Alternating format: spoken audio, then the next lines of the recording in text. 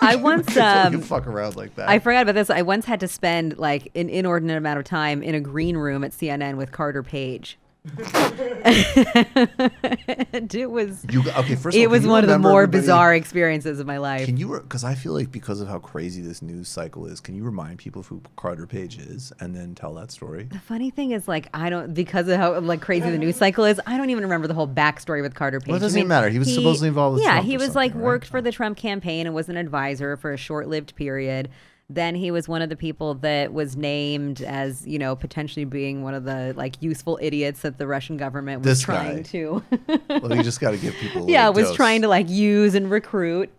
But he had some type of business. Like now, I'm going to sound uneducated about it because I just don't remember all the details of his life. He did have some kind of business that took him to Russia often, and but then he just became this kind of like weird laughing stock on television all the time, and I had to debate him on CNN. But first I had to spend a while with him in the green room where he was like being so conspiratorial and obsessing over like weird things and just wouldn't shut up for a single minute. Like about what? And I just wanted out of there. Tell me what. Well, it was mostly because, at the time, I don't even think that the Mueller investigation was really underway. It was like still very early days in all of this, and so it was all trying to just prove, that like, of course I had no involvement, like, no Russians at all, like the FBI was trying to interview him because they did interview him, I think, for hours and hours, and so he was telling me about that.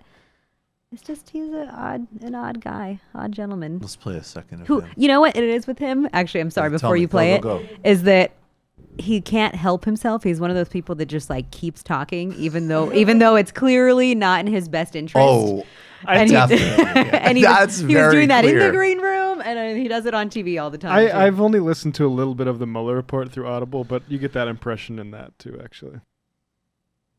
You have been the Edward R. Murrow of this whole process. Wait, play it again. This is the Sean Hannity. You have been the Edward R. Murrow of this whole process.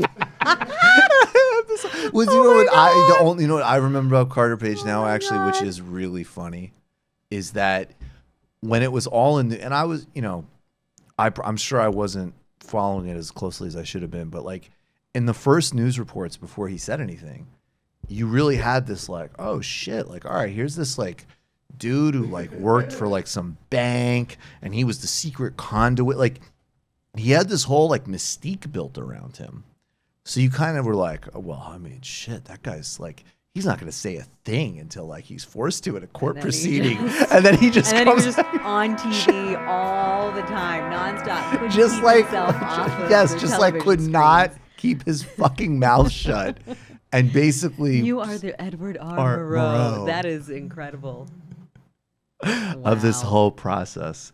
You've just watched a Michael Brooks show video, and you can watch all of our full main live shows every Tuesday night at around 7 p.m. Eastern Time, and subscribe to get all of the clips you want. We're covering the globe. We're focusing on international relations, the intellectual dark web. We're having fun. We're doing deep dives with a lot of amazing guests. Of course, become a patron for the whole thing at patreon.com/TMBS, or subscribe to this YouTube channel and help us keep growing and get that content out there. Subscribe below.